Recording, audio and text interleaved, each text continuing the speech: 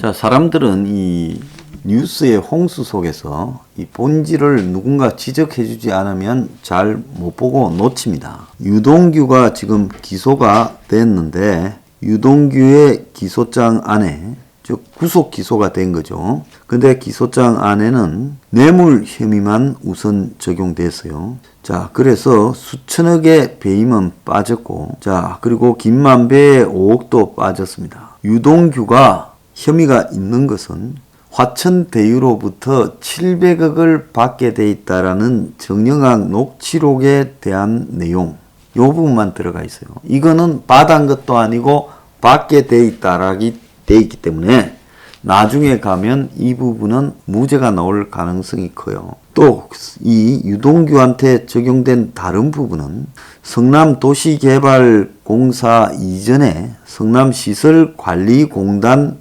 기획관리본부장 시절에 대장동 개발업체로부터 사업 편의 제공 대가로 여러 차례 3억 5,200만 원을 받았다. 요게 이제 지금 혐의입니다. 유일한. 그래서 남욱 정영학이 그리고 부동산업자 정재창인가 뭐 그런 사람이 있었지요. 이 사람이 결국 나중에 돈 준 걸 가지고 협박을 해서 150억 뜯어갔다라는 말도 안 되는 이야기가 정영학 녹취록에 있습니다. 그런데 요게 다라는 거예요. 김만배가 준 5억은 뇌물로 공소장에 적지도 않았어요. 그래서 유동규에 대해서 한 걸 보면 지금 700억을 남욱이 농담이었다라고 말을 하고 김만배도 그런 거 없었다라고 말을 하고 있습니다. 결국은 유동규는 최소한 거 3억 5,200만 원의 뇌물 부분만 남아 있다는 겁니다. 그런데 유동규는 변호사를 통해 입장을 내고 뇌물에 대한 경계심과 두려움이 남달랐다라고 황당한 헛소리를 하고 있습니다. 유동규의 변호사는 유동규가 심약한 성격이라 공직자로 채용된 이후 뇌물에 대한 경계심과 두려움이 남달라 위례나 대장동에서 그에게 뇌물을 받을 입장이 아니다. 이렇게 말을 하고 있어요. 정영학 녹취록에 대해서도 대장동 사업으로 큰 돈을 벌었다라는 김만배가 자기 수익에게 수백억을 줄 것처럼 얘기를 하자 맞장구 치고 따라다니면 얼마라도 챙길 수 있겠다라는 생각에 녹음 당하는 줄도 모르고 이야기하다가 이 사건의 주범으로 몰린 것이다 라고 말을 합니다. 자, 여러분 한번 생각을 해보세요. 수백억을 준다면 유동규 위에 있는 그분한테 주지 왜 유동규한테 주겠습니까? 유동규 같은 사람들한테는 김만배나 남욱이나 정영학이가 주는 거는요 그냥 억 단위가 적합하지요. 옛날에 보면 정치인 이 기사가 심부름을 해가 돈 좀 갖다 주라 하면 가면서 한 10%대입니다. 그래서 받아보면 항상 아구가 적을 때가 많았다. 이런 설들이 많았어요. 그래서 저렇게 심부름하는 사람, 돈 심부름하는 사람은 입 다물으라고 나중에 좀 밥값을 좀 주지요.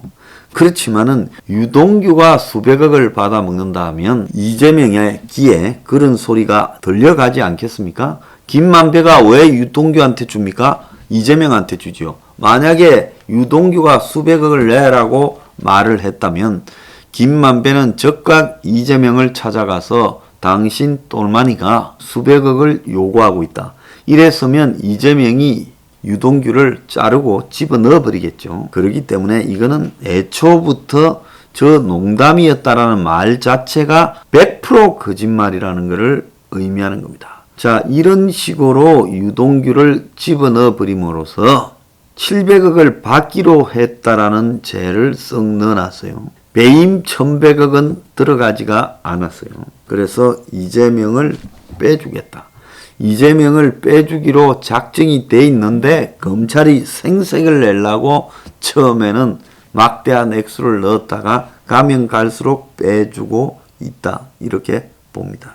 자, 이 부분에 대해 윤석열 총장은 배임 혐의가 빠진 데 대해 본인이 뭐 검찰총장 출신이니까 너무 잘 알겠죠.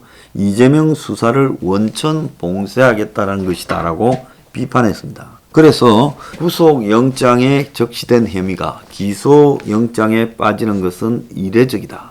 자, 자, 윤석열은 성남시청 시장실을 압수수색하며 시장실을 제외하고 유동규 체포 시에 휴대전화를 회수하지 못한 점 등을 거론하며 대장동 수사에서 검찰이 수상한 게 한두 가지가 아니지만 유동규한테서 배임죄를 뺀 것은 검찰이 검찰이기를 포기한 일이라고 말하며 이재명이가 국정감사장에서 어떻게든 배임 혐의를 빠져나가려고 하루 만에 여러 차례 말을 바꾼 것과 무관하지 않다. 이 후보도 검찰도 알고 있는 것이죠. 배임죄를 벗을 수 없다는 것이라고 말했습니다. 자, 그러면서 공범 수사를 위해 배임죄를 남겨놨다는 것은 핑계에 불과하고 이재명을 비롯한 공범 혐의를 받는 자들에 대해 수사를 하지 않겠다라는 뜻으로 보인다. 검찰이 바보처럼 보이면서도 이재명을 지키겠다는 것이다. 명백한 범죄 혐의를 받는 여당 후보가 나서는 대선은 국가적 재난, 국민적 불행이다. 특검 도입이 시급하다. 그러지 않으면 정인 공범들이 다 말맞추고 증거인멸해 진상규명과 범죄자 단죄가 어려울 거다.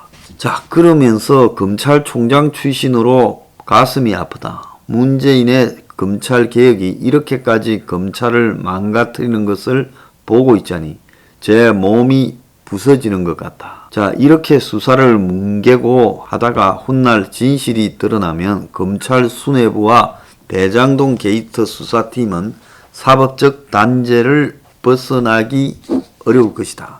이렇게 말을 했습니다. 검사 출신 윤석열이 이번 수사팀을 사법적 처리를 벗어나지 못할 것이라고 말했습니다. 검찰이 직권 남용을 하고 있다. 정치적 배임과 같다라고 말하며 이재명 사수되냐라고 이야기를 했습니다.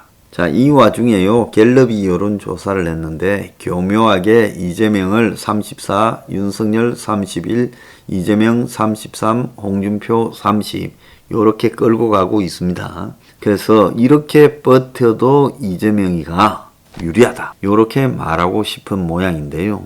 실제 지금 여론의 저변의 흐름을 완전히 무시하는 짓거리를 하고 있다. 이렇게 봅니다. 자, 그런데 하나 웃기는 거는 2010년 이재명이가 성남시장에 당선되기 전에 공약을 하고 다닐 때는 민간 개발에 찬성했다는 겁니다. 그러니까 자기가 원래는 그 민간 개발을 해먹으려는데 자기가 반대했다.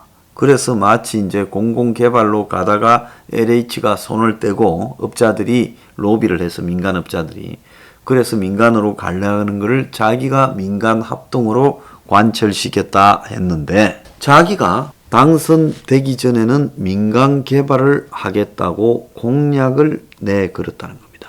그래서 원주민들은 이재명이가 되면 민간 개발이 된다고 기대를 했고 실제로 같은 해 7월에 이재명이 임기가 시작되자 2010년 7월에 원주민들은 민간 개발 제안서를 제출하는데 두 달 뒤 성남시가 돌연 다른 제안을 중복해 수용할 수 없다. 이렇게 말을 하며 원주민들에게 민간 개발은 불가능하다라고 말을 합니다. 여기에 이재명과 정진상이 서명이 들어가 있어요. 자, 그래서 원주민들은 이재명이가 말을 바꿨다. 원주민 이야기를 들어보겠습니다. 대장동은 제2의 고향이라고 이재명이가 말했다. 여러분들 민간 개발 환영한다고 하다가 당선 후에 대장동에 와서 하는 소리가 아무리 생각해도 민간 개발 안 되겠다. 그래서 민관 합작 개발이 되면서 대장동 원주민들이 봐야 될 이득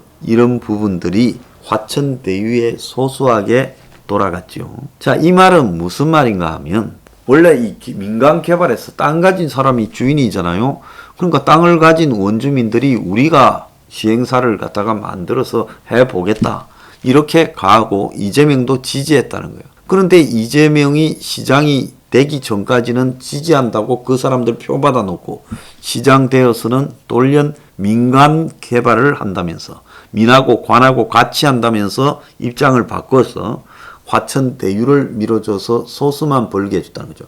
그러니까 대장동의 유권자인 원주민들이 직접 이 민간 개발을 하면 돌아올 게 없지 않겠습니까? 생길 게 없지 않겠습니까? 그러니까 다른 제한이 이미 들어있다. 너들 제한은 중복해서 수용할 수 없다고 제꼈다는 겁니다. 자, 이 말은 무슨 말인가 하면 이재명은 처음부터 이걸 자기가 주도하는 사람들과 해먹으려고 생각을 했다라고 봐야 되겠죠. 그래서 이 이재명이 엄청난 거짓말을 한 겁니다. 자, 공공개발이면 땅을 싸게 수용해서 대신에 이 아파트를 지 말대로 1,100만 원에 공급해야죠. 지가 선거 전에 공약을 했잖아요. 그러니까 공공개발로 땅을 뺐었으니까 싸게 1,100만 원에 공급하는 게 맞았는데, 민간개발이면 땅을 비싸게 사서 비싸게 공급하는 거다. 그렇게 우리가 생각할 수 있잖아요. 그런데 이재명은 공공개발이라고 해가지고 남의 땅을 뺏어서, 싸게 뺏어서 비싸게 공급하고 화천대유에만 돈을 벌게 해준 기가 찬 설계라는 거죠. 주민들도 자기들이 좀 벌어볼까, 이득이 좀 커질까봐 자기들이 민간개발을 하겠다 했는데 이재명이 안 된다 하고는 화천대유만 밀어주기 위해서 민관합동인이 1830억 환순이 쇼만한 거죠. 그래서 5천억은 거기에 이재명이 5,503억 환수라는 거는, 공익 환수라는 거는 결국은 땅을 싸게 줬으니까 네가 성남시에 선물을 주라 이런 건데, 그래서 이게 만약에 민간 개발로 했으면 땅값이 한 3배 정도 가지 않았겠어요? 2~3배? 그러니까 1조나 1조 5천억 정도 땅값을 줘야 되겠죠. 그런데 공공에 탈쓰고 땅 작업을 갖다가 아주 저가 용역으로 한 겁니다. 이게 완전히 이 설계했다. 우리가 보통 사기꾼들이 설계했다면 뭘 이야기를 한 겁니까? 사기꾼들의 설계는 남 돈 뺏어먹는 거고, 사기꾼이 작업 걸었다 하면, 그 제비족이나 꽃뱀이 작업했다 하면 남 돈 털어먹는 거죠. 그래서 이재명식의 이런 방식은 대한민국의 정치사에 유례가 없는 사기 수법으로 동네 주민들을 털어버리고 소수에게 이득을 줘서 나눠 먹으려고 했던 의도라고 보입니다.